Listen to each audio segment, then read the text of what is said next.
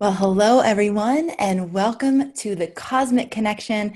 Today's theme or title is The Hidden Aspects of the Eclipse.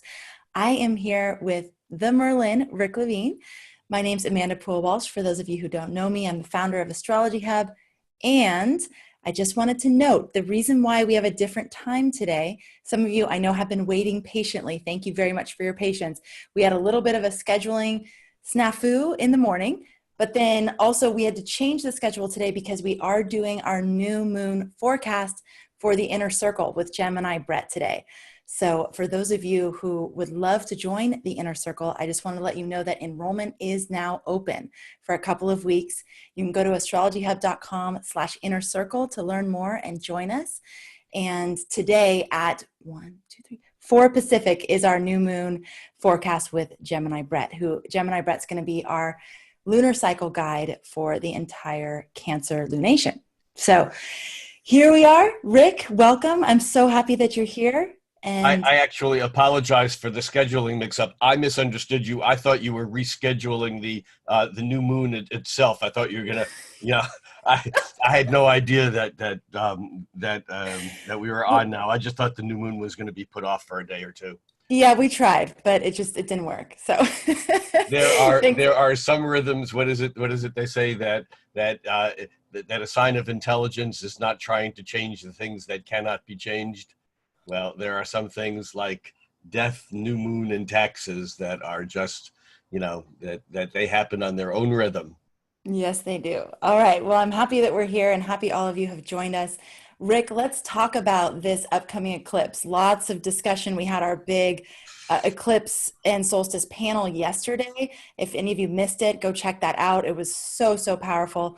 7 astrologers talking about the solstice and the rest of 2020. But let's talk about the hidden aspects of the eclipse. What do you mean by that? Well, let's for a moment. By the way, I'm noting that there were 7 people on the panel. We'll come back to that in just a moment. But let's just talk about the relationship between that which is apparent and that which is not, because there's a very significant importance to knowing that what is apparent isn't necessarily all there is.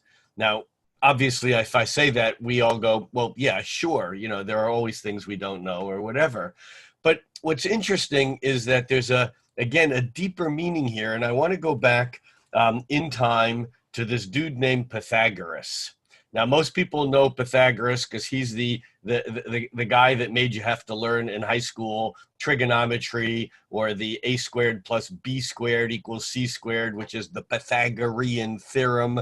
But most people don't have a clue as to who Pythagoras was, because not only did he give us the geometry that created so much of the modern world, but the dude also gave us the musical scale. In other words, the 12 note, and note that there are 12 astrologically significant notes in the musical scale. And in fact, if anyone plays piano or knows music theory, they know that they're in the do re mi fa sol la ti do, in that one full scale. There are 8 white keys and 5 black keys, and 5 and 8 are Fibonacci numbers based upon the golden mean or the divine proportion. This rabbit hole is real deep and wide. However, Pythagoras was also the leader, the guru, of a what might have been considered a cult, but it was a secret initiate order called the Order of the Golden Apple. And this was a serious, mystical, spiritual, intellectual order that was so seriously involved in the hidden aspects of what was, that you didn't talk about it unless you were with someone else who was also initiated. There was no way you would bring up the secrets of what you knew. And the way that these initiates identified themselves when they were traveling was if they were at an inn, they would sit at a table or at the bar or whatever it was. I've never been in an inn 2,500 years ago, so I'm making some of this up. But they would go in and they would have their drink and or their meal, but they would also have an apple, the apples were yellow apples. And what they would do is they would take that apple and slice it horizontally across. Now, I don't know if you've ever done that with an apple and have seen the seeds on the inside of that apple as you slice it horizontally across. It makes a 5-pointed star. And herein lies the meaning of secret traditions and or what we now sometimes call the Hermetic tradition or the Hermetic philosophy, the Corpus Hermetica, which is what fed the Protestant Reformation. Aside from the translations of Plato, it was like a perfect storm when they came together.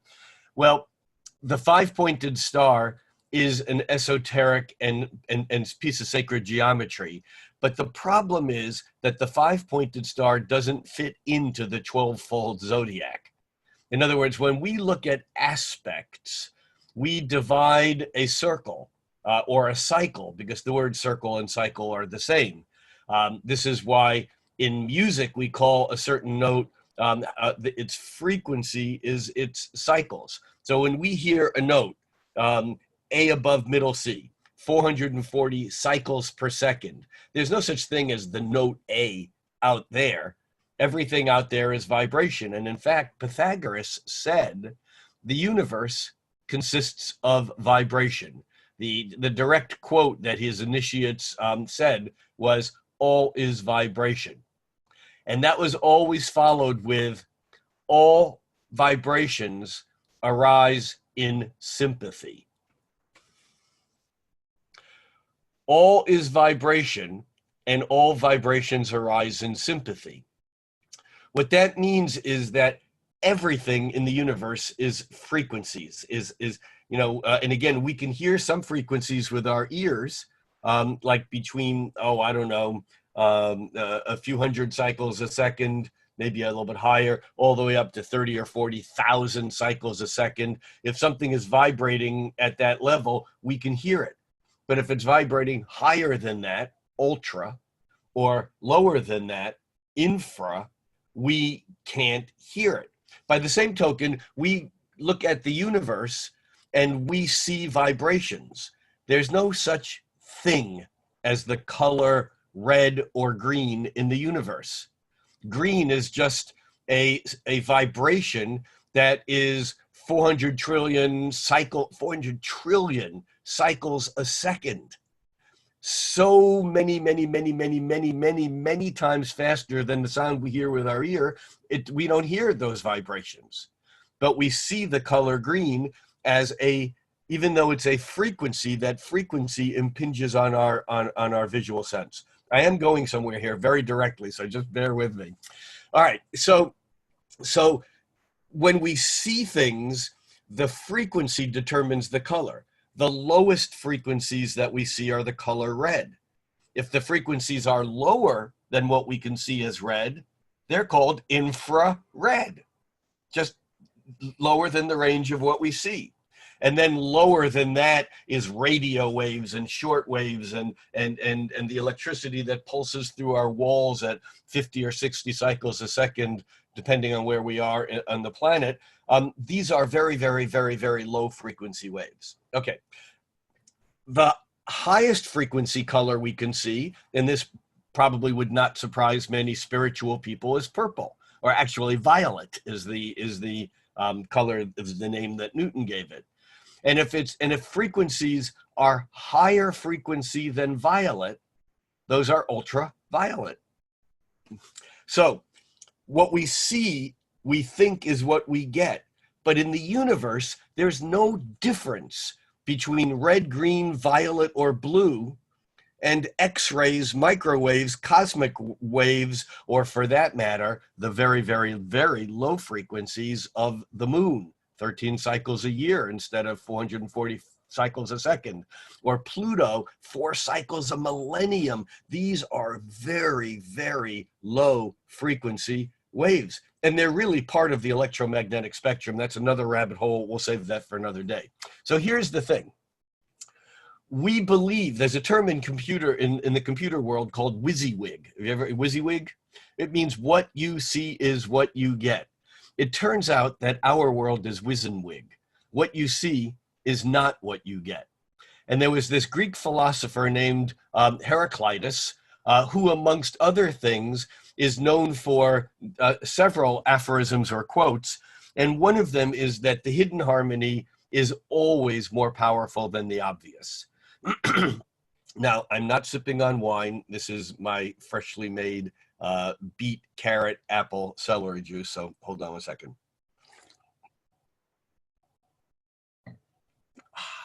Yum. Okay. So, as astrologers, we look at the vibrations of the planets. We think of them as planets, and for now, that's fine. They are. But they're also vibrations. And in fact, when we look at the planets and we look at how they vibrate with one another, we have a whole system that allows us to look at how those vibrations mix. And that system is called the system of aspects. But aspects are vibrations.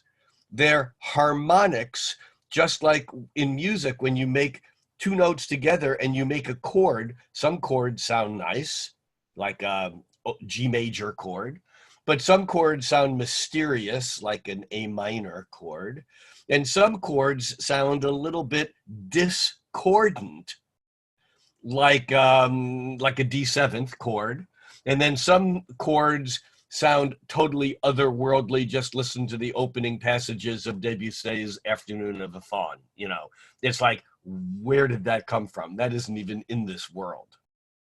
But whenever you have two notes, two frequencies together, that makes a harmony. But in fact, there's another layer to this, because again, we can hear three notes of the same frequency, and we can identify one as being a violin, one as being a flute, and the other one being a clarinet or trumpet, maybe even better. Very different sounds, but playing the same notes. The note is the frequency. They can all be playing that same 440 cycles a second. But when we hear a trumpet, we're hearing different, because remember, no vibrations arise alone. They always arise in sympathy with other vibrations. So we hear what a musician calls harmonics, or overtones is a musical word to describe that. And the overtones of a trumpet are very different than the overtones or harmonics, the frequencies that are 2 times, 3 times, 5 times, 1.5 times, all these mathematics that we're not getting into, that makes a brass instrument sound and a flute sound, you know, so the same is true with astrology. When we have two planets that are trine, that is just 1/3 of a circle, or a third harmonic. And the third harmonic, or a trine, is like a flute. It just flows. There's nothing you got to do about it. It's gentle and easy. But a square might be more like a saxophone. Now, I'm just using this as a metaphor. I'm not saying, okay, and I'm going to get people who are saying, yeah, I got a lot of saxophones in my chart. No. Okay. But a square has something that's discordant, that is disruptive, that is conflictual, that we need to work on. So squares create a blockage in the flow. All right. So as astrologers, the chords that we use, and let it not be missed, that in geometry, a chord is a line drawn in a circle. You have a circle and you draw a line across that circle. That line is called a chord. If you draw it through the center, the chord is a diameter. But a chord is a line that is drawn inside of a circle connecting 2 points. Well, when you look at a chart and see the aspects on a chart, you're looking at chords. The same kind of chords that in music, you're playing 2 notes on that circle that are making a chord. Same word, same origin. So totally different meaning though. So as astrologers, we are trained to listen to the music. Oh no, okay, we're trained to analyze the aspects. But it's really listening to the music, but we're listening to it through our mental gyrations and intellectually analyzing it. But we're listening to the music by saying, this chart has a lot of squares, or this chart has a lot of trines or sextiles or conjunctions or oppositions. But Pythagoras, and this was codified by Ptolemy, basically used the division by 12 as the absolute basic building block of astrology. And one of the things that I like to ask all of my students, just kind of like casually, so how many signs are there up there in the zodiac? And most people, except for the wise ass, that'll say 13, because there's that whole the fact that Ophiuchus does cut through the ecliptic. Most people say, well, there's 12 signs in the zodiac up there. And my answer is no. There are not 12 signs up there. There are 12 signs in here. We've patterned the whole damn thing based upon 12 because 12 is such a brilliant, fantastic number, because we can cut it in half or in a third or in a quarter, and therefore we can develop mathematics and geometry that's easy to talk about it. It's why we use 12 in timekeeping, because we can go, it's a quarter past the hour and everyone knows, or half past. It's easy to think in that block of 12. Most numbers that we work with are in 10. 1, 2, 3, 4, 5, 6, 7, 8, 9, 10, and then we start all over again. But in astrology, in timekeeping, we use 12. Now that's fine and dandy. And the fact of the matter is that when we divide the circle by 1, 2, 3, 4, they all go evenly. We skip over 5. Then we go to 6, that's a sextile. So if we divide a circle by 1, that's a conjunction. If we divide it by 2, that's an opposition. If we divide it by 3, that's a trine, 120 degrees. If we divide 360 by 4, that's 90 degrees. That's a square. If we divide it by 6, that's a sextile. And if we divide it by 12, that's either a semi-sextile, those are two signs next to each other, or a quincunx. Now everyone says quincunx, but it's actually quincunx, because quinc is Latin 5, and unx 12, and a quincunx, and I say it too, quincunx, is actually 5/12, which is 150 degrees. All of these aspects are basically what we call the Ptolemaic aspects, because in astrology, they're what we see. Now we're back to the what you see is what you get. By the way, before I deliver the punchlines here and why this is so important in this eclipse, and why there's another whole layer of magic going on in this eclipse that no one sees unless you've been instructed to see it, and then it's like, oh my God, I see it. And in a way, if you think of the Magi tripping off into the wilderness and coming across Herod, who said, where are you going? He goes, we're going to look for the birth of the Savior. Sounds like a routine from Monty Python, but I don't mean it that way. And he goes, oh yeah, what makes you think that's happening? And they go, well, his star is shining in the sky. And Herod goes, star? I don't see no stinking star.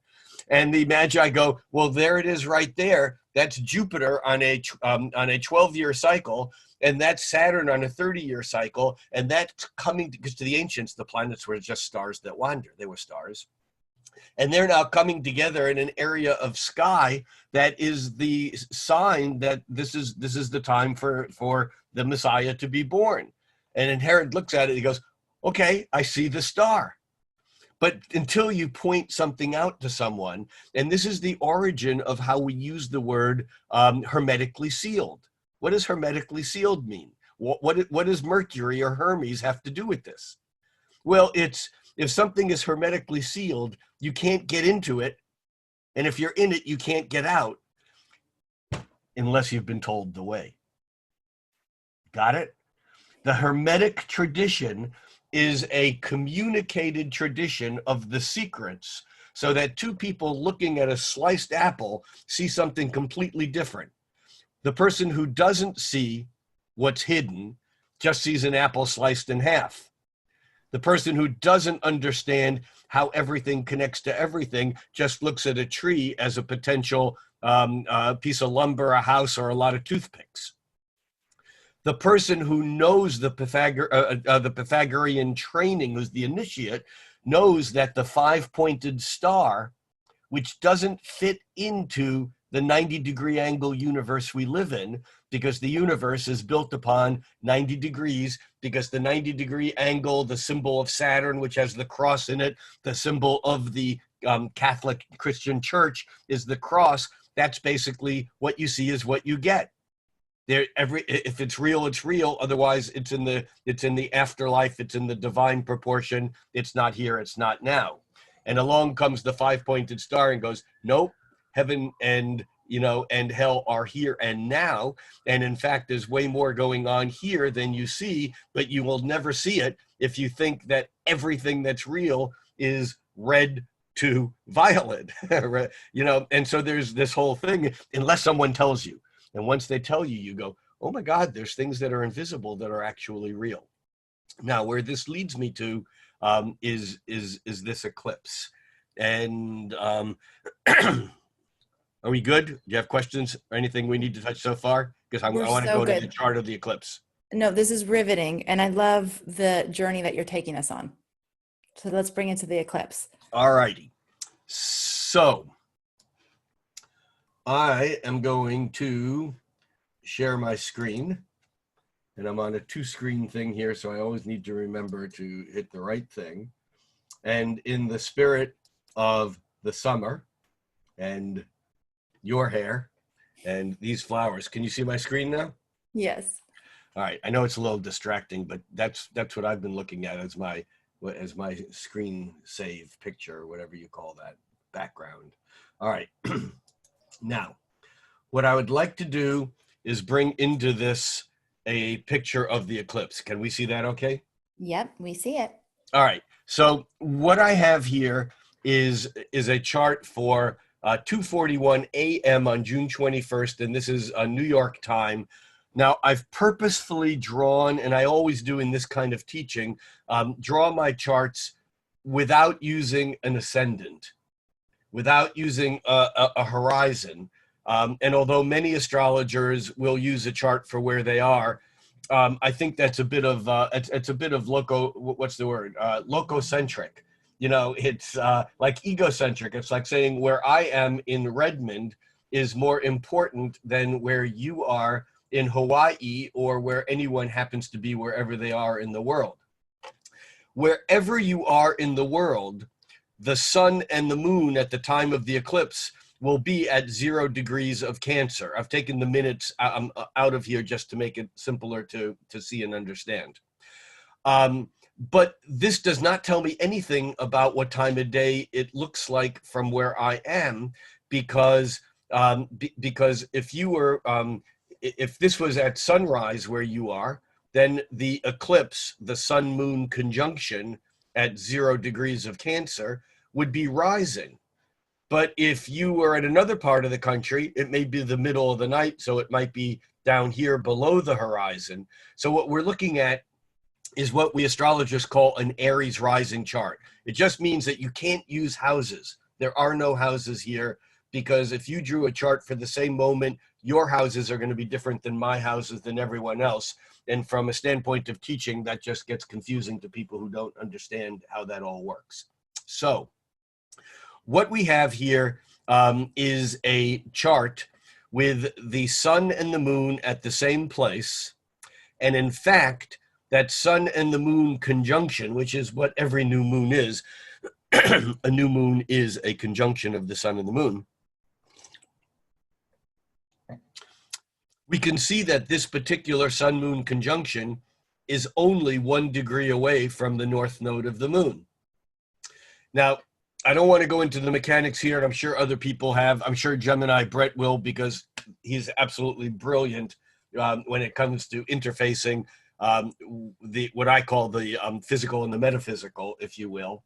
But the node of the moon being the point at which the Earth's orbit around the sun and the moon's orbit around the Earth, where those two intersect, that creates an axis that we call the nodal axis. And when the sun and the moon join, are conjunct, new moon, or are opposite each other, full moon, and they are close to the nodes, then everything is on the same plane, which means that the sun comes in front of, I'm sorry, the moon comes in front of the sun at a solar eclipse, because they're lined up from Earth's point of view, or at a full moon eclipse, the Earth comes between the sun and the moon, and the sun casts through the Earth, casting a shadow onto the moon. So I can look at this chart and immediately go, wow, this is an eclipse. Why? Because the new moon is so close to the nodal axis. If we had a new moon that was off here in Libra, which we will in a few months, it can't be an eclipse because it's not going to be close to the nodal axis. And the ancients knew this, and that's why the nodes are one of the reasons why the nodes are so significant. All right, the other reason I actually have to go here, the other reason why nodes are so significant is the same reason why the cardinal points are so significant. It's the same reason Saturn is important, and it's the same reason why squares are important. Now, I know those seem like totally disparate things, but I'm going to blow your mind here, and I'm going to show you why they are all artifacts of the identical same thing. And it's this, and I alluded to it before, that the 90-degree angle is basically what creates the cross. The symbol of the cross predated Christianity, and it became the symbol of the church because the church was based upon the difference between being in this world, being human, being on earth, and everything else. It's the church is a what you see is what you get kind of a thing. And if we look at the symbol of Saturn up here, we can see that that symbol of Saturn actually has a cross on it, as does the symbol of Jupiter, as does the symbol of Pluto, as does the symbol of Neptune, as does the symbol of Uranus, as does the symbol of Venus, as does the symbol of Mercury. Now, what's interesting is that all these symbols actually have meaning, because Venus is the sphere of potential elevated above the cross. This is what I want. This is what I like. Mercury is the sphere of potential elevated above the material universe over the real world, except it has a crescent of receptivity. Think of it as a half moon, which is the antenna. It's the sending and receiving of data. So it's that openness to interchange of information. And we could take this all the way around. I'm not going to, right? Well, yeah, let's just do it with Jupiter and Saturn because it's so interesting. Saturn is the cross of the material world, and there's a backwards S hanging off of it, and that backwards S represents the movement of the moon from a waxing to a waning moon. So it's almost like the cycle, if you think of it as the waves of the tides, that S is the animating factor of the universe, which is the moon cycle. And here we have that cycle of change nailed to the cross of the material world. This is why each and every one of us has to bear our own cross, so to speak, because the symbol for change is nailed to the structure of that which doesn't change. And then with Jupiter, all of a sudden we still have the cross, but the cross is bigger in Jupiter. But even bigger than that is this crescent rising in the east, and in the ancient realms, the waxing moon rising in the east was a symbol of prosperity. And so here we have Jupiter saying that the hope and the prosperity becomes more important than the physical world itself. All right, so you can see where all this is going, but all of this is tied back up to the 90-degree angle, which Rob Hand, for those of you who are astrologers, you know Rob is, I refer to Rob as the academic dean of astrology on the planet. I don't want to go down Rob's path right now, but Rob wrote the books that most modern astrologers have as reference books, and he led the translation project that gave us this resurgence of ancient traditions in modern astrology. And Rob basically says that the square and Saturn are similar, because they both have to do with resistance and creating a boundary. And that this is why squares, and when I say squares, I really mean conjunction squares and oppositions, because they're all 90 degrees, 90 degrees, 90 degrees more. And so you get this this grand cross, if you will, when you look at the points on a square. And so the 90-degree angle has to do with what we manifest in the real world. This is why astrologers, regardless of what school of astrology they may be in, they lean on conjunctions, squares, and oppositions, the 90-degree angles, to talk about what's going on now. And in fact, there's a whole school of astrology that came from early 20th century Germany, called cosmobiology, which we now have a new incarnation called symmetrical astrology, which has to do with taking those squares and putting them under the microscope. So not only do we see the cycle, but we see the half cycle, a half square, a half cycle, which is an opposition, and then a half of that, which is a square, and they look at a half of that, which is a semi-square, and they keep taking it down and down and down, because the action that pops things into reality is based upon the 90-degree angle. Why is this important for this eclipse? Well, it's important for any eclipse for a lot of reasons.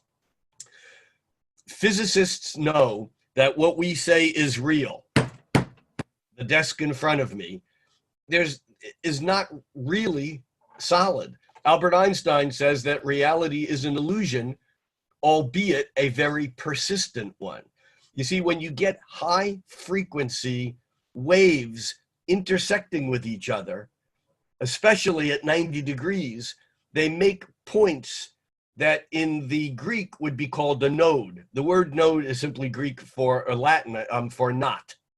And so reality ties itself up in nodes, in knots, as things vibrate at 90 degrees to one another. This 90-degree angle is what physicists call the maximum destruction of two waves. That's what 90 degrees is significant. So we use the intersection of the wave of the moon around the wave of the moon around the Earth, and compare that with the wave of the Earth around the sun, and that's where those waves intersect. That's where the material play pops into being from this basic underlying vibration, which is why nodes are not just a mathematical point. In fact, in the Vedic tradition, the nodes are considered grahas, meaning like the planets, they pull the energy. And what we call a mathematical point, the nodes, the Hindu astrologers just say it's a shadow planet. Now we get back to this, just because you can't see it doesn't mean it's not important. All right, so the 90-degree angles in astrology are the underpinning of astrology itself. In fact, these are the cardinal points. The cardinal points are in astrology are 0 degrees of Aries. I'm going to move my cursor so you can see this on the chart. 0 degrees of Aries, which is the cardinal point that starts summer. We have 0 degrees of Cancer, the cardinal point that, Aries is the 0 degrees of Aries point, which starts the spring. I misspoke. The 0 degrees Cancer is the cardinal point that starts summer in the Northern Hemisphere. The 0 degree Libra point is the point that starts autumn. And the 0 degrees Capricorn point is the point that starts winter. If we connected all these points, we would come up with this grand cross that would mark the cardinal points. Now, what's interesting is we have cardinal points that we use all the time. Northeast, southwest, they're the cardinal points on a compass. We use the cardinal points as basically the anchors from which we create or initiate our experiences, whether it's metaphysically in astrology or physically using a map. Interestingly, the word cardinal etymologically comes from an Old English word, henge. I'm not a real etymologist. I'm just play one on TV, on the internet. But I don't understand how these root words actually work. But etymologists tell us that the modern word cardinal derived from the old word henge, which was a word that actually meant hinge. And when you think of Stonehenge as a hinge, all of a sudden it's going, a hinge to what? Because in ancient times, and I may have said this before because I say this often, that if 5,000-6,000 years ago, you were living next door to the Steve Jobs of your time, you would have lived next door to the guy who invented the hinge. Amazing technology. Why? Because until then, there was no way to build a wall around your house or a wall in your house and have something that opened, you could walk through, you could close it and make it absolutely sturdy and impenetrable again. This is the wall of Saturn, if you will, hinged so you can walk through it. And the cardinal points in astrology are signs or points that initiate each of the new seasons. The cardinal signs, Aries, Cancer, Libra, Capricorn, these signs are about initiating new ways or new experiences. So the cardinal points, in a way, are the anchor points of reality, like the nodes are an anchor point of reality, like Saturn, which makes things real, is an anchor point of reality. You know, Saturn is the dividing line to the ancients. Everything on earth that was fallen from the divine proportion, whether it was you or me or Lucifer himself, had to fall through the gates of Saturn, Satan, in order to come into this three-dimensional world. So eclipses are important because they're the sun and moon falling on a 90-degree angle, here conjunction or opposition on an eclipse.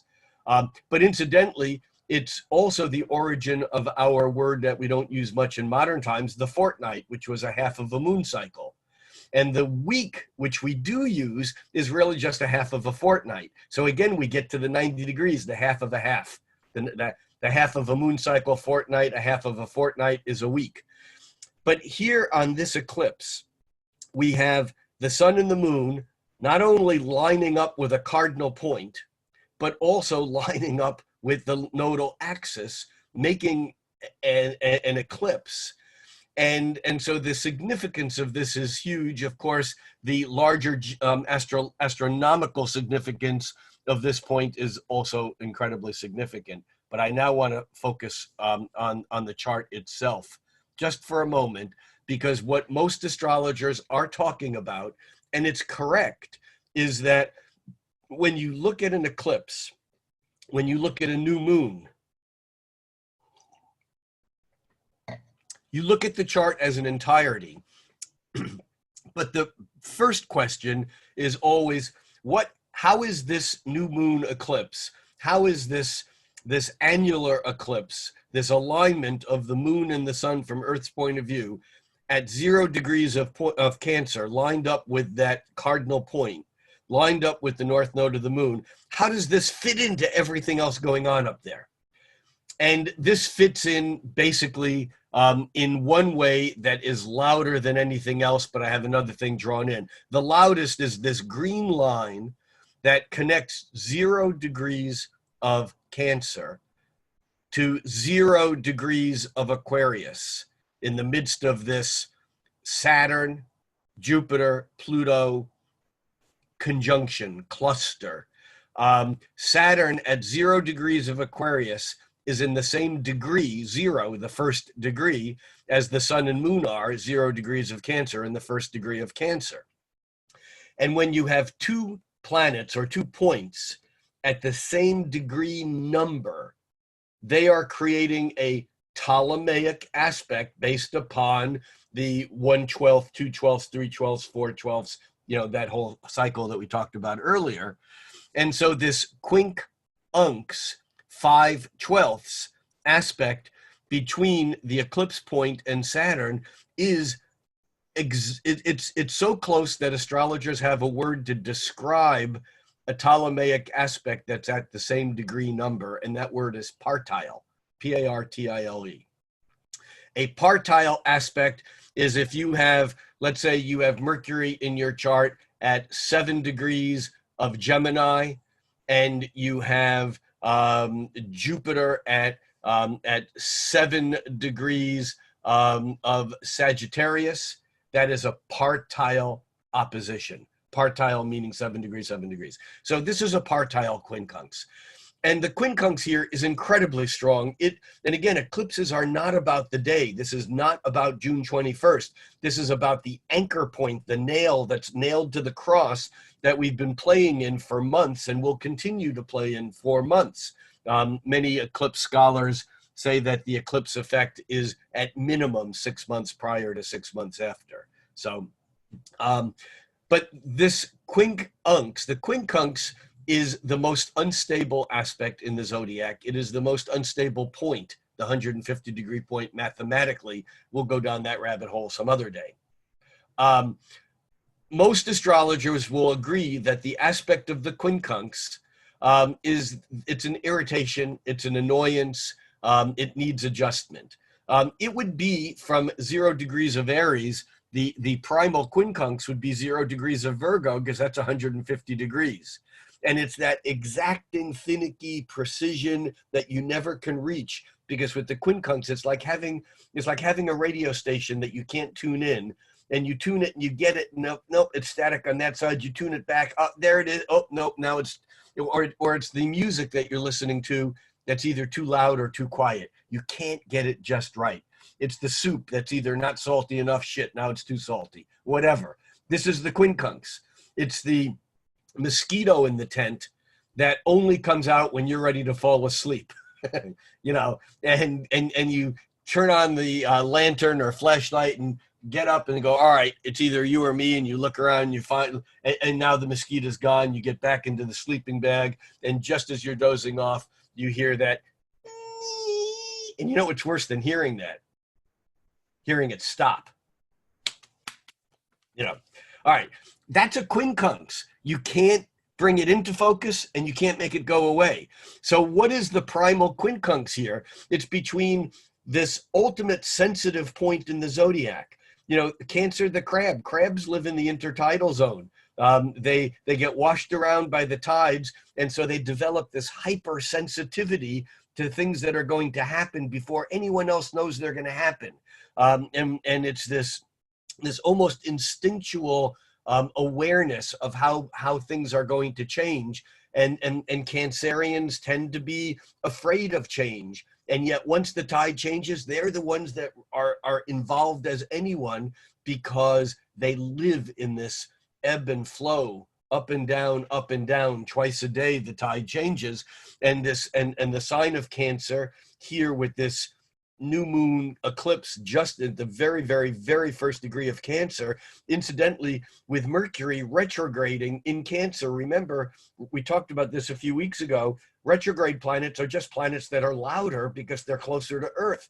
And so now we have our antenna, our sending and receiving hypersensitized with that Mercury in Cancer, so that we're really picking up on everyone's hurt, on everyone's shame, on everyone's feelings, on everyone's joy. There's just this, we're just absolutely, what's the right word? We're stretched to this sense of hypersensitivity. And now we look at Saturn in Aquarius, which has escaped from the Capricorn conjunction, but it's heading back there. By July 1st, retrograde Saturn's back in Capricorn. We ain't done with that Capricorn alignment. But right now, Saturn in Aquarius is like an antenna to the future, putting up the limitations of where we can't go. I recently said, it's like, we're not being allowed to go into the future until we deal with the past. It's like kind of like a psychoanalytic therapy bad dream. You know, got to clean up this before we go there. So Saturn is the blockage. Saturn is the authority. Saturn is the world as it is. I say that with quotation marks because remember, what you see is not what you get. But Saturn is the authority. Saturn is the government. It is the church. It is the banks. It is the food distribution system. It's the roads and the highways. Saturn is basically structure. And it's the structures that hold us back so that we don't take down the structures.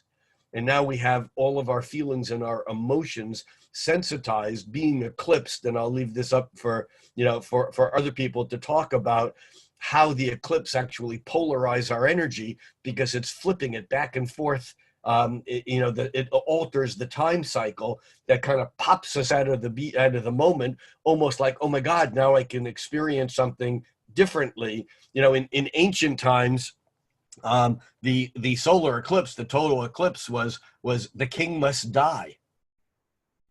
Matter of fact, it's the king must die, long live the king.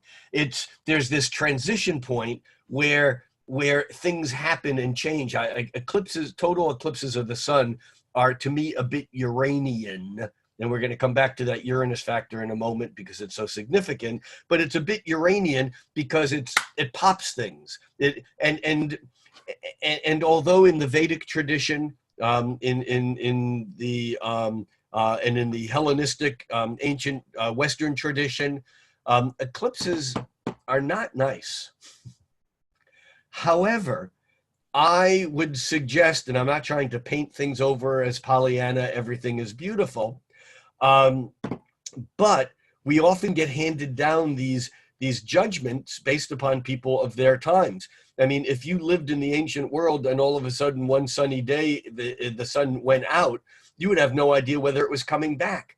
You wouldn't know what just happened, why it happened, and you would assume that the gods were punishing you or something terrible. It was the end of the world or whatever. The amount of fear around eclipses was huge. I think that also that we have that same fear around sudden, unpredictable, unknown change. All right. So the other thing about this eclipse, though, and we could spend an entire session just talking about the ramifications of this sun-moon eclipse conjunction, quincunx to Saturn, and how it's almost like, yes, everything would be home and family and lovely and Cancerian. We would be safe. We would be well protected if it wasn't for the damn authority out there messing things up. I mean, that's just one way of saying it. Another way of saying it would be everything would be running smoothly if people didn't have feelings. I mean, there's many ways to frame this, but still the underpinning of this particular eclipse is this misalignment between these two signs that are not quite opposite, and yet they're still far apart from one another. And they're the moon, which is the sign of Cancer, and Saturn, which is the sign of Capricorn and Aquarius. It's like this disjunct between our inner worlds and the outer world. And it's like we can't just go out and change it, because with a square, you can do something about it. Quincunx is you can't quite bring everything into focus. The other piece of this eclipse, which is the fact that Mars is sextile Jupiter. It has recently, just yesterday, day before yesterday, it sextiled Pluto. That's the blue line here. And by the end of the month, that Mars will sextile Saturn. This is giving that confused spiritual, metaphysical warrior, Mars in Pisces, somewhere to go. And there's some optimism right now that is cooking with the Mars in exact today, sextile to Jupiter, that's deeply rooted because that Mars is giving it direction, and yet that Mars is also 90 degrees. It's actually 5 degrees away from being exact, but it's also square this eclipse point. So here we see the basic dilemma of this eclipse as long as we stay in the Ptolemaic realms. Now, here we go, because it was the great mathematician Johannes Kepler who said, wait a minute, these are my words, he didn't say this exactly. This is a history replayed, so to speak. He said, wait a minute, we're making these aspects and we're making them based upon the signs, but the aspects seem to work mathematically, and it's not just two planets in the same sign, like Mars and Neptune now in the same sign of Pisces, but when they were really close together at the same degree, they're louder. So there's something mathematical going on here. And when we just look at the division by 12, all of a sudden we can't see the 5-pointed star. which we know exists. It's a form of sacred geometry. In fact, it's the symbol of the feminine earth religions. It's the symbol, of all that which is not 90 degrees, is not real. It's the metaphysical. It's the magical. And yet modern astrology, and I would contend, because it was written by guys about guys, and I use that not in a gender sense, but in an energetic sense, although here gender turned out to be true, and that is that it's more concerned with births and deaths and sicknesses and who's going to win a war and am I going to make it with this person or not or whatever. This is what astrology has been interested in, again because of the 90-degree angle piece here. So when you look, incidentally, most modern astrologers know of an aspect called the quintile, which is 1/5 of a circle. And we'll save this discussion. We'll put this on the to-do list. But quintiles are basically 1/5 and 2/5 of a circle. And if you can imagine a 5-pointed star, as anyone can, there's my 5-pointed star. A quintile is two planets that are on points next door to one another. And a biquintile is like the near opposite points. They're 72 degrees and 144 degrees. And I would no sooner do a natal chart without quintiles than I would without a square. That's how important they are. But most modern astrologers put them on the side burner or back burner because of this artificial importance we place on the 12-fold signs of the zodiac. So quintiles, like a rose, beautiful, 5-pointed, starfish. Nature loves that 5-pointed symmetry because it breaks out of the 90-degree angle. All right. Then we go to, by the way, Kepler introduced quintiles into astrology. And he also introduced octiles, which we call semi-squares or half squares, and trioctiles, which would be 3/8, which we call a sesquisquare, a square and a half. Now, many modern astrologers use semi-squares and sesquisquares without thinking much about it, but they're non-zodiacal. They don't fit into the zodiac, and it was Kepler's mathematical brilliance that gave us those. However, even the great genius Kepler said, when it comes to sevens, God doesn't use them. They're too complicated. I love that because it's not true. And it basically reveals that every great mind, every intellect that broke through into something new had some place where they arbitrarily couldn't go any further. Albert Einstein, for whatever greatness he had in helping us understand, the relativity of the speed of light and so on, could not quite grasp quantum physics, or he wouldn't accept, as he said, God does not play with dice. Everybody has some arbitrary point that they won't go beyond. And Kepler said, nope, sevens don't work. They're too complicated. Now, if he had a computer, that would be different, because a septile turns out to be other than, how do I want to say this? Other than easy to grasp. Quintiles, you look at a 5-pointed star, you can ingest it, you can look at a rose, you can feel it, you can divide 5 into 360, you get 72. It's not convenient like signs, but I get it. All right. You divide 7 into 360 and you get 51.4, one of these numbers that goes forever and ever and ever.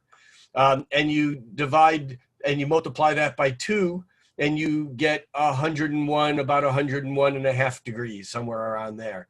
And by 3, you multiply it by 3, you get like 154.25, roughly. It's really 154.27, blah, blah, blah, blah. Sevens don't fit in. They're complicated. In fact, there are no natural occurrences of sevenfold symmetry.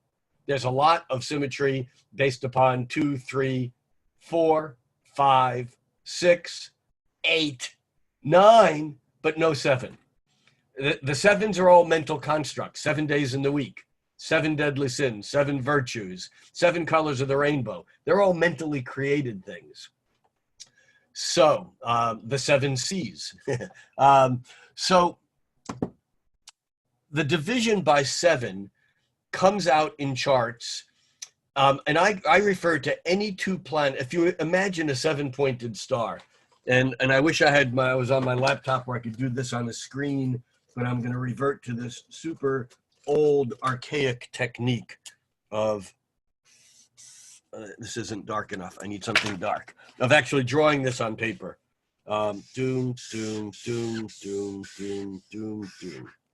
All right, it's not perfect, but there's, pardon my paper clip and whatever. So there's roughly a 7-pointed star. It's not exact, but it's more complicated than a 5-pointed star. And yes, as a bar trick, I can do 7-pointed stars. I can do 9-pointed. I can even do an 11-pointed star if I'm in tune. The division by 7 is supernatural. It's otherworldly. It's alien. It's disenfranchised. If I look at someone's chart and they have a lot of septiles, and when I say septiles, I mean 2 planets that are either on adjacent points of this 7-pointed star, that's a septile, a little bit more, 51 degrees plus, a biseptile, which is 2 non-adjacent points, that's about 102 degrees or so, that's a biseptile, or a triseptile, which is the near opposite points, and that's 3/7, and that's about 154 degrees. So we have 1/7, 2/7, and 3/7. And when I say septiles, I'm referring to them all as a group, for clarity. When I see a chart with a lot of septiles in it, and again, if I do a client chart, there's no way I would do it without septiles any more than I would just arbitrarily drop out trines. Why would I? They're that powerful, that important. But when I see a chart with a lot of septiles, I know that this person has an aspect of their life that is connected to other times, other places, parallel universes, disincarnate beings, spirit guides, aliens, ghosts, goblins, ancestor guides, things that go bump in the night, disincarnate consciousness that's not part of the what you see is what you get world. Are you with me? Yes. All right. And just as a couple of examples of people in my Septile Hall of Fame, I would look at Michael Jackson. Without any delving into his problems, his story, whatever, Michael Jackson he lived in Neverland. He was otherworldly. He had more septiles. His birth data is what we call dirty data. We don't have an accurate time. We know his birth date, but there's 2 conflicting times. But if you take the moon out of the picture, he still has planets on 4 points on a 7-pointed star. This is like a grand trine or a T-square. Whenever you have multiple planets lined up on a 7-pointed star, it's even more than just having a square or just having a trine when it's part of a larger configuration, is the word we astrologers use. Another incredibly powerful top of my Septile Hall of Fame is David Bowie. Need I say more? I mean, you want to talk, David Bowie's chart, all these charts work without septiles. You can look at David Bowie as a sun conjunct Mars with all this Pluto, Leo, moon stuff. And his chart works. But when you see how wired it is in the world of septiles, the 7th harmonic, he was a damn alien. He was the spaceman. He was not of this reality. He had 1 foot here and 1 foot there. You look at writers like Washington Irving, strong septile chart, Legend of Sleepy Hollow, Rip Van Winkle. Princess Diana, who had she was a princess, but she had other shit going on, which is what made her so loved, is that she never fully bought, into this idea of being a princess, to the extent that she would go off for weeks at a time and feel more at home on the streets of Calcutta with Mother Teresa than she did playing this fairy book princess role. Septiles are otherworldly. I have a friend, an associate who lives in England named Nick Collerstrom, who wrote a book called The Eureka Effect. And in his book, he analyzed, I think, 20 timed scientific breakthroughs. This oh my God, oh wow, aha. And he found that septiles were predominant in those breakthrough inventions. I know someone else who did research on compiled lists of alien sightings, abductions, experiences, and again, septiles are all over them. One of the most heavily septiled moments that I'm aware of is the first bombing, if it really was a bombing, of the World Trade Tower.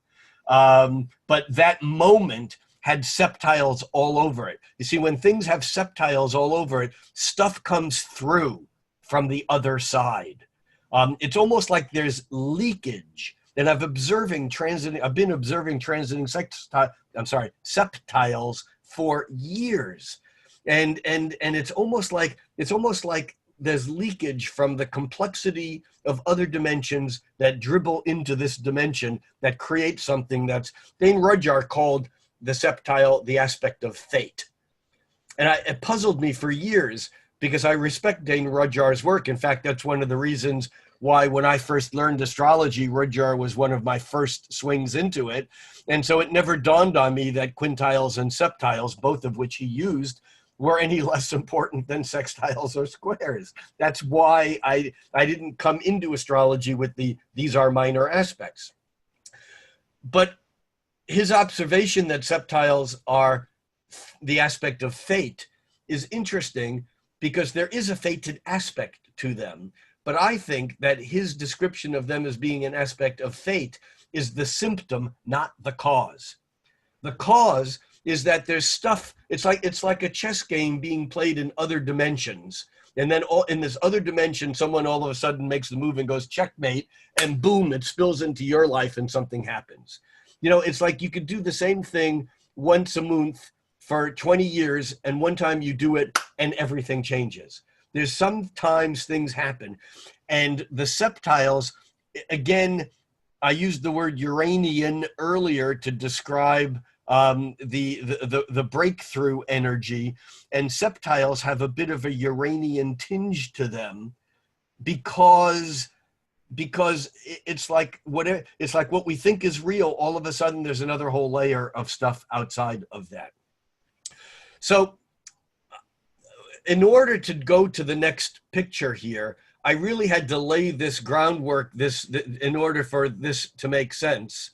And I'm now going to change the way that we're looking at this, and I'm going to change my aspect sequence, which means that what I'm going to do is all of a sudden our familiar territory of conjunctions, oppositions, squares, trines, sextiles, and quincunxes are going to be gone. The blue sextile, the red square, the green quincunx, they're all going to be replaced by purple. And the purple here, and this is not actually showing, I need to just quickly do an adjustment here because I had this set up on my laptop and I don't have it set up here. Just hang on one quick second. Say something or ask something and I'll get back to this in just a second. We're at that like pivotal moment where you're delivering the punchline. I don't want to break in with any sort of perfect train that might take us off course. Hold on one second. All right. We can be patient, right, everybody? We have no choice. Oh, I know what's going on. I have everything is correct. I just had these planets selected so that only certain planets were showing. That's what's going on. Because before I had the chart simplified. And so now we're going to get, there we go. That's what I wanted. Okay. So what we are now looking at is a chart where the chart is exactly the same chart. The only thing that's changed are the lines in the middle. We still have the North Node Sun Moon conjunction at the first degree, 0 degrees of Cancer. We still have Mercury retrograde at 14 degrees of Cancer. Everything is the same. The only thing that's different now is that if we understand that these purple lines are showing the 1/7, 2/7, and 3/7 connections, in other words, there is a 7-pointed star here with 1, 2, 3, 4 points of, there would be a point here, 4, 5, one here, 6, one here, 7, that there is an implied 7-pointed star with planets on 4 out of the 7 points of that 7-pointed star. Incidentally, I know people who have followed my teachings know that I have solar fire set up so that when an aspect gets close to 0 degrees of orb, close to exact, the lines get really thick. It's just a visual way of being able to look and seeing what's important in a chart. But the thinner lines are slightly wider orbs, but they're still there. So don't dismiss these lines just because they're thinner. Now, what this means is that Uranus is septile to the eclipse. Mars, actually Neptune, is biseptile to the eclipse. And Jupiter, not Saturn, is triseptile to the eclipse. So that we have this 1/7, 2/7, 3/7 arc going around, which all of a sudden puts this eclipse into Never Never Land. Now, again, this doesn't mean that these are tied up with events that are going to happen on this day, although I wouldn't be surprised if things are happening so crazy and so fast now that, that whatever happens only is just another day of more and deeper. But remember, the 7th harmonic, the Sceptiles, are they are the aspects of the disenfranchised. They are aliens, not because they're men with long or beings with long necks and big eyes. They're aliens because they're alienated. They're not here, not now, not us. And what if nothing is going on other than we as a culture are trying to re-enfranchise that which has been disenfranchised? I mean, I know there's lots of layers to all of this, stuff that's going on, and I'm not going to pretend in a moment to be able to address it as deeply and widely as it is right now if you're paying attention. And I should say, if you're not paying attention, pay attention. Because this is not just another day in the life.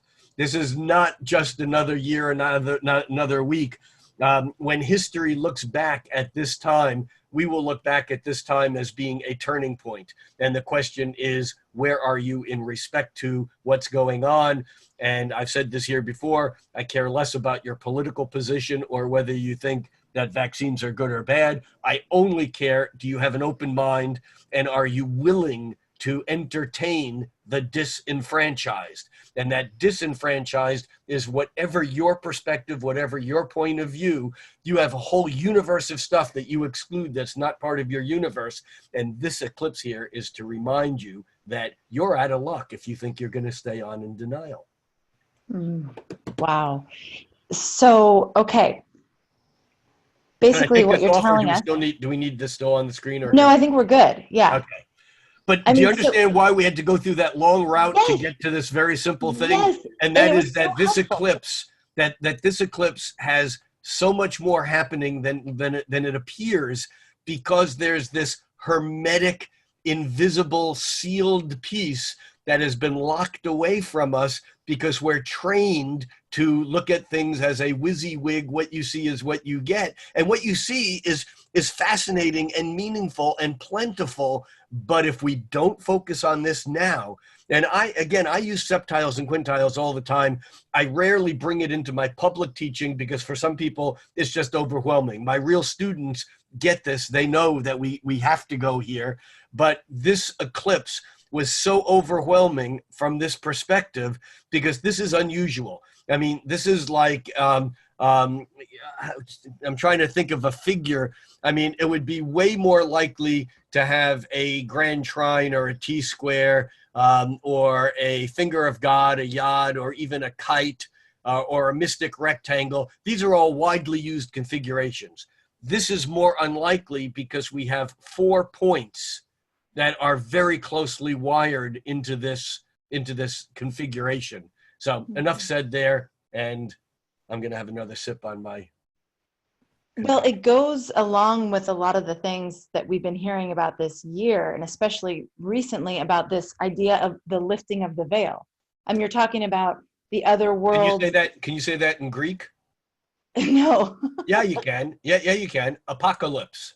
Ah, there we go. Yeah, Yes. apocalypse. Apocalypse means to uncover, to take the veil or the covering off. That's all it means, the removing of the veil. Yes. And I think so many people are feeling that. And even people that wouldn't normally, for example, I was texting with my mom, who is very open-minded and loves you, by the way, Rick. I Loves, love you loves too, you. Mom. Hi, Mom. I Oh, love you yeah, too. exactly. I don't I know have if a she Cancer can. moon. I have a Cancer moon. I love all moms. But she texted me the other day, and she had finished watching the Michael Beckwith sermon that I was telling people about a few weeks ago. And she said to me, like, I can see that the veil is lifting now. And I was like, whoa, I mean, those aren't words that my mom would normally use. Right. So there's this feeling that there's something beyond that is revealing itself. And so what you basically told us is with that septile in this eclipse chart, that there's more of that coming. We can expect more of that sort of revelatory experience. It's what we are in. Yes. It's, yeah, exactly. And it seems, I mean, there's the storylines that there's going to be some big reveal about some big, hidden agenda that's been behind humanity for thousands and thousands of years. And, so there's this, wow, the astrology sure points to something like that being possible, but whether or not that'll happen, we'll see. Well, yeah, I think there's another little piece to just keep in mind as we go through all of this. Even though, now, first of all, I should say, I mean, you know me a bit. You know I'm pretty well versed in history. I mean, my inquiry throughout my life has basically brought in a lot of pieces of information. I'm pretty widely read, and I think I have a good handle on things. I don't know shit. Or what's the saying? I don't know shit from Shinola. I don't, it's like for these past few weeks, and this really began back with the, with the COVID-19, I'm going to say COVID-19/fear epidemic, pandemic.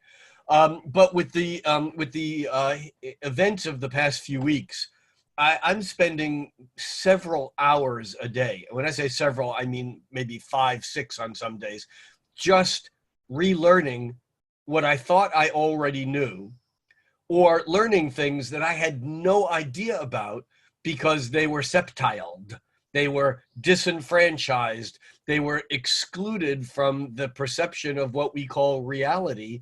And I think that this goes beyond color, even though I know that there are people of color who are, more closely aligned with some of the hidden pieces that the rest of us are just learning.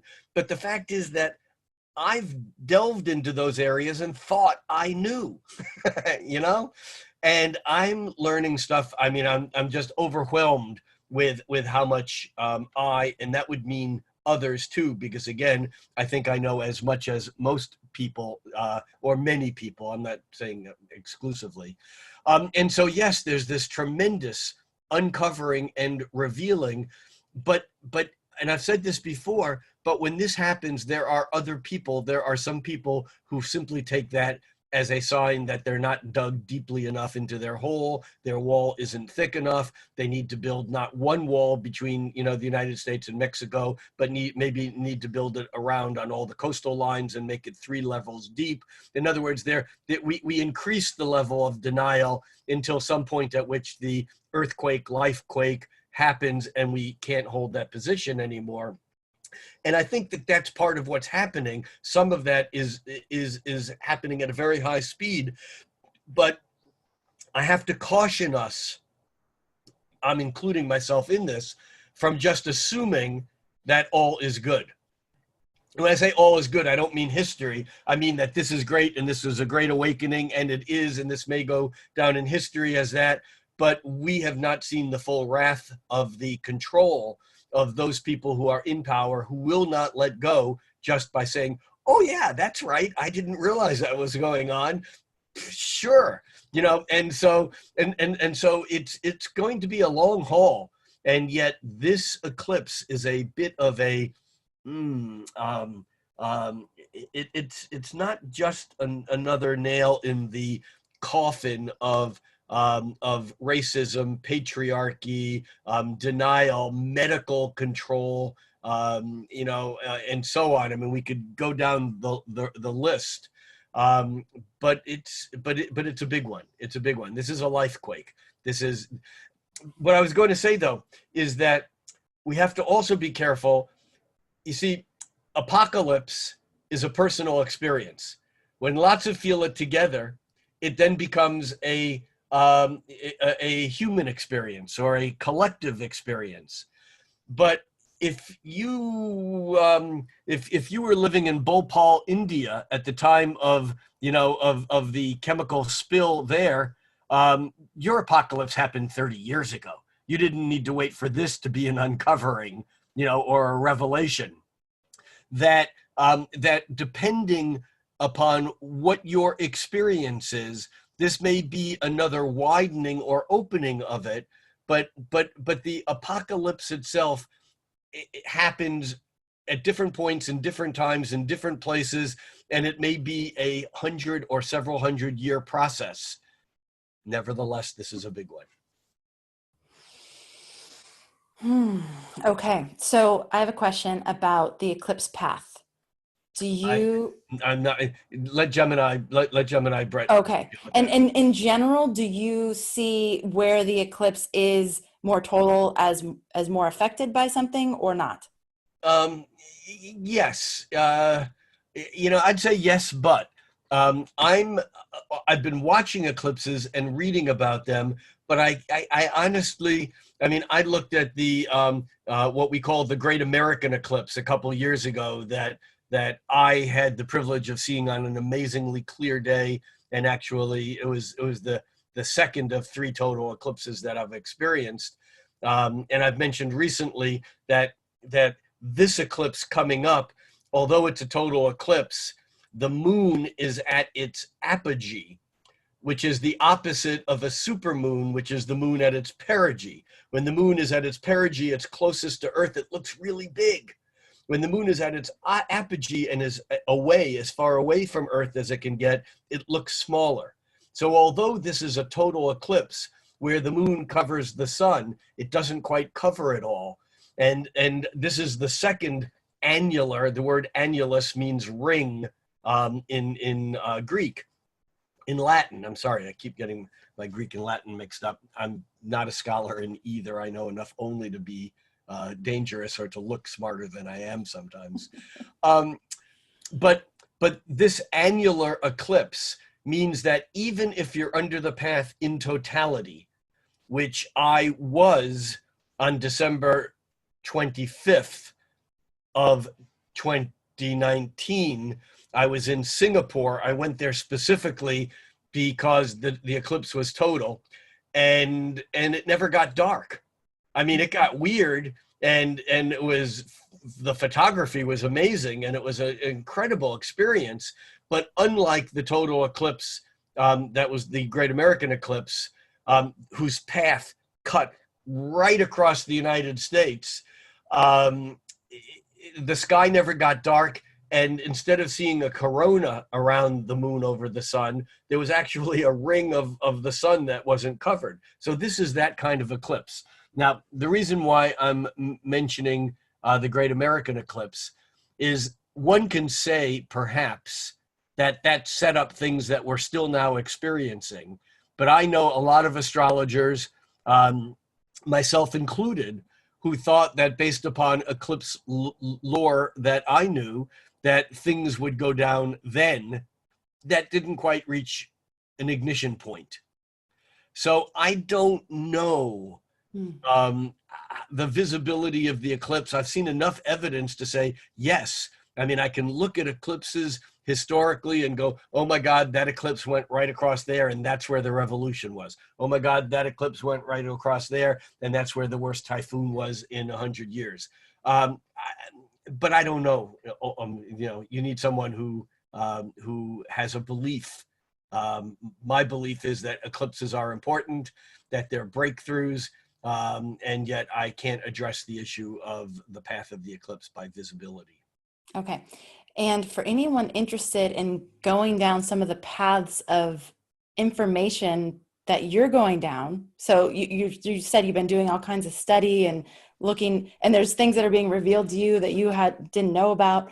Where are you finding these things? And if people would like to follow in your footsteps, where should they go? I don't like the idea of people following in my footsteps. I'm an Aries. It makes me feel responsible then for where they Okay. are going. Okay. Google is my friend, and network news is not. Don't you think Google is somewhat cold as well, though? I do, and but one can find things. If one is paying attention, one can find the YouTube pieces before they're taken off the air, or you can find other locations for them. I mean, there's a real problem here because not only is Google and Facebook very sensitive to certain perspectives on certain issues, but on top of that, I mean, just looking at the news and seeing, that the take that you get on the network news that on one hand, is saying that Seattle has been taken over by terrorists, Antifa, the communists. This is all part of an invasion of China. I mean, you get that on one hand. And then I talked to a friend who lives on Capitol Hill. I'm like about 6-7 miles away from Capitol Hill. I haven't been there personally, in this recent, event. And they tell a very different story. But then again, if you watch what happens on the media, and although Fox News may be at one spectrum, MSNBC and CNN and all the networks basically have perspectives and points of view that they hold up. And so you get inklings to some of these other things. But right now, I mean, I think that Twitter, as much as I hate Twitter, Twitter may be the least controlled and the most responsive to what's going on, in the streets. Mm-hmm. It depends on what you're willing to search on. And I think the key here is you do not have to believe everything you hear, even if you already believe it, because it doesn't matter what the particular issue is. You can fall on the right side of issue, or let me say, you can fall on the side of issue A, B, and C, and that be what turns out to be absolutely true, but issues D, E, and F, you may have totally, completely missed. And so this is the problem. It's not just someone's label politically. It's not just their belief about this or that or whatever. What we're seeing happening with these Sceptiles, with Neptune's role and what's been going on, and with a larger technological shift that's been going on, what we're seeing is the dissolution of the labels of extremes as we become more extreme, trying to hold on to our labels. Mm. And so, where do you explore? You explore. You talk to people you wouldn't normally talk to. You listen. And again, I know that sometimes I'm interpreted, as having a very strong opinion and point of view in one way, and I do. But this is also about those of us who are anti-Trump, let's say, come to grips with realizing that there are always wider pictures and other things going on, and that if we don't become aware of them and open to them, we narrow ourselves off into some little corner where self-righteousness replaces reality. And I mean, I know that at times I'm guilty of that, but I'm doing my best to get beyond that, because there are people who have beliefs that I really do not support and do not like. And yet I find myself in dialogue with them now. I'm listening to them, and I'm trying to understand how we got here. That's all it is. You know, it's like, I mean, opposition, William Blake wrote, opposition is true friendship. You know, where there's no communication, where there's no dialogue. E.M. Forster, in the frontispiece of his book, not Journey to the East, but something, I'll think of it in a second.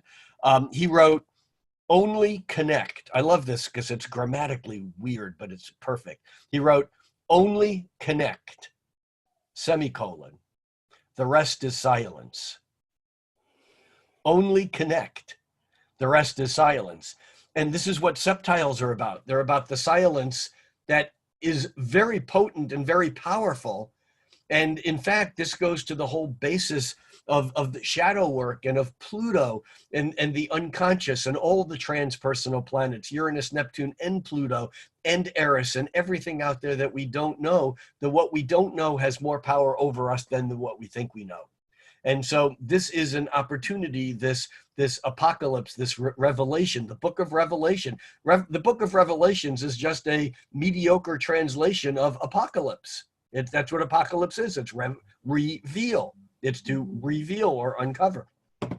So I think here we all have to stretch, and I think beyond stretching, we all need to cut each other a little slack, because when things get extreme, we get a little crazy. We got a lot of Mars stuff coming up these days, and will for the rest of the year, as Mars moves into its own sign, Aries, and as it turns retrograde and gets closer to Earth, and things heat up as they always do when Mars goes retrograde. We got some dangerous territory to move through. Do we have the sense to move through it consciously? Maybe. And maybe because we may be revealing the fact that we ain't got no choice. This is not about choosing a side, unless you're choosing the side of survival and humanity. And it may have you rubbing up against and bumping up against boundaries that are uncomfortable. That's Saturn, boundary. Pluto takes down those boundaries. Saturn-Pluto conjunctions, which is still the underlying piece of this whole year, are not comfortable. Get over it. And again, I'm not talking to you or any listener. I'm just as much talking to me, because I bring my biases and prejudices, and I don't mean just the I'm a this and I'm a that label. I mean the things that are invisible. I think that for the first time, there's a discussion going on about systemic violence and systemic racism that's never appeared in the public media before, even on Fox News. And even Republicans in the Senate are basically, there's no place anymore. Or let me put it this way: the Republican response. And I say Republican, I mean many. Unfortunately, I'm stereotyping, but the Republican senators who would say, "I'm not racist." There's no such thing anymore, because it doesn't matter what you think personally. What matters is the institution that we are all part of. And that's part of this uncovering and part of the change. And again, it's like Will Smith said, it's like the murdering of blacks is not increasing. Police violence to blacks is not increasing. We're just videotaping it, or video recording it. No, tape. Tape is a throwback. It shows my age, videotape. And so it's not like these things are new. It's just that we're seeing them. Okay, so a few things you just said there, and one of the questions that I'm loving asking, and try this on, you guys, because it's pretty miraculous if you're in a situation with a person where you just really like what they're saying, you can't agree with, you don't agree with, you don't see it the same way, but if you come to the person with, I would really love to understand why you think that. And I'm asking this question with an open and curious heart. Just help me understand. I have tried that on several times and it has been miraculous. I mean, there's just a softening. It's like, oh, and especially if it's genuine. I mean, you can't say that with any hint of insincerity, but if you sincerely can open your heart just to understand why they might feel that way, because I've watched people like tear each other apart on social media because I think one thing and you think another thing, and it's like, holy whoa. I mean, eruptions all over the place. It's like, God, if Yeah. one person were to stop and just say, hey, I kind of want to understand why you posted that. Like, I'm open and curious. Can you just explain it to me? It's like, okay. And even at the end, I still may not agree with you, but at least we had a dialogue, and that's progress. That's huge progress. I mean, if we could do that everywhere, that's massive progress. Yep. So I love what you said. We're stretching ourselves. We're cutting each other slack. I think within that is cutting ourselves slack. Absolutely. Right? Absolutely. I mean, it's not about what I was yesterday. It's not about, it's almost like there's no time for the nostalgia of remembering the way things were. This is no longer make America great again, because when we look at that word again, it's making something that, was an illusion. I mean, this whole underpinning of this country is just not what we were trained to think it was. And that shouldn't make us feel shame. It should make us feel like we need to do something. In other words, the shame occurs when you're caught in a trap of guilt for whether you did it personally or whether you identify with it or whether you learned it and thought that was the truth. In a way, the shame occurs from being trapped in that old way and not being able to do something about it. And I think for many people, just because the old ways were so ingrained, there was not even a language to use to talk about being able to address it. And I think that has changed overnight. There's a way for us to approach these issues in dialogue. And I would say that dialogue is absolutely important. And as you said, it has to be with an open heart, open mind. But I also think that, I love the Dalai Lama, who said, when possible, be compassionate. It's always possible. Mm-hmm. Yeah. And so, it's like when I meet someone who has a 180-degree view of something that I just know is the truth, and the person who I'm talking with also knows that what I'm saying, I've been fed by some, left-wing hippie, communist liberal plot that's whatever. And so we're standing and we're both disagreeing at 180 degrees. That's the point in where compassion allows me to say, all right, look, we obviously are 180 degrees apart. I don't get you. You don't get me. I'm going to try to get you. I'm going to try to, I don't mean get you wrong. I'm going to try to understand how is it possible that you've come to where you are? And I would like the same from you. I don't want you to necessarily take my perspective, but I would like you to stop long enough so that you can understand how I got to where I am. And I think you're absolutely right. I think that's the place in which we create. I had an old philosophy professor way back in college, who Antonio de Nicolas. The guy he was a Castilian, Spaniard Castilian, educated PhD at Oxford. Then he went into the British Diplomatic Corps and spent a number of years in India and came back altered. And his philosophy was that if I could sum up 4 classes that I took from him over the years, it was the search creates the reality. Meaning that if we're not asking questions and we're not searching, we're not creating reality. And that when we take whatever it is as it, whether the it, is, republicanism, democracy, Jesus, Buddha, Scientology, Nam Myoho Renge Kyo. I don't care what it is. When we quantum physics, when we take something and go, that's it, everything else becomes damned, excluded, septiled, alienated, disenfranchised. And at that moment, we're no longer creating. I don't care what it is and how good it is for you. You've basically stopped the search. So the search creates the reality, and that search occurs through dialogue, through two perspectives. The search creates the reality. All right. Antonio De Nicolas. Antonio De Nicolas. All right.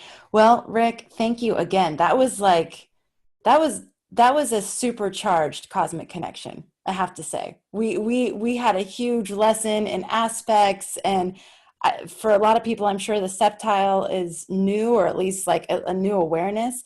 Yeah. And then bringing that into this eclipse that we're about to experience, yeah. It was masterfully done.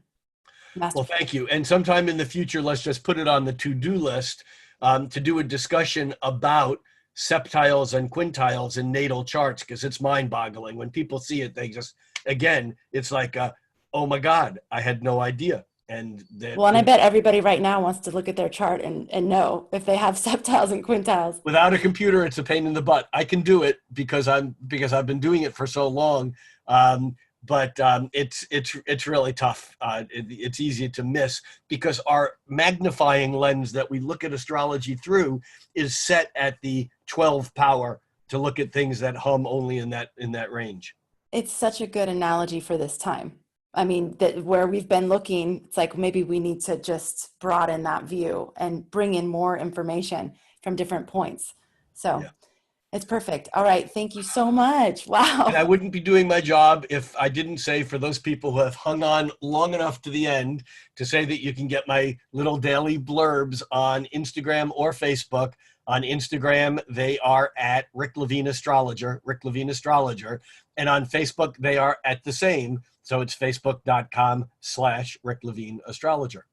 And they're the best, I have to say. I say this every week, but they are. And for those of you who would like to just hang in, join us for the new moon forecast with Gemini Brett, which is going to be happening in about an hour. He's our Inner Circle guide. So this is an Inner Circle exclusive broadcast. If you'd like to join the Inner Circle, you can now. Rick Levine was one of our astrologers. When was that? Last fall? Yeah, it was about a year. It was about a year and a year ago. And you taught about quintiles, right? Or quincunx. That was the quincunx, which is where we are today. You know, the eclipse quincunx, and exactly. And brother Gemini Brett. You know, I actually told Gemini Brett once. I said, I'm never going to call you Gemini because that's not your first name. It's like calling a red room red. You know, it's a room. You know, you're Brett. Gemini is the adjective. And 2 days later, he got a notice from Facebook saying that he needed to change his name. I swear I had nothing to do with it. Oh my gosh, I know. He's so great. So if you would like to join us, it's astrologyhub.com/inner circle. Check it out. See if it's right for you. astrologyhub.com/inner circle. And you can actually jump in for Gemini Brett's lunar cycle and try it and see if it's right for you. And there's no contract. So if you ever want to jump back out, you can. So check it out. Thanks everybody for joining us. It's been such a pleasure to be here with you again today for the Cosmic Connection. Rick, you are awesome. Thank you again and again. You. So all right. Bye. Take care, everybody.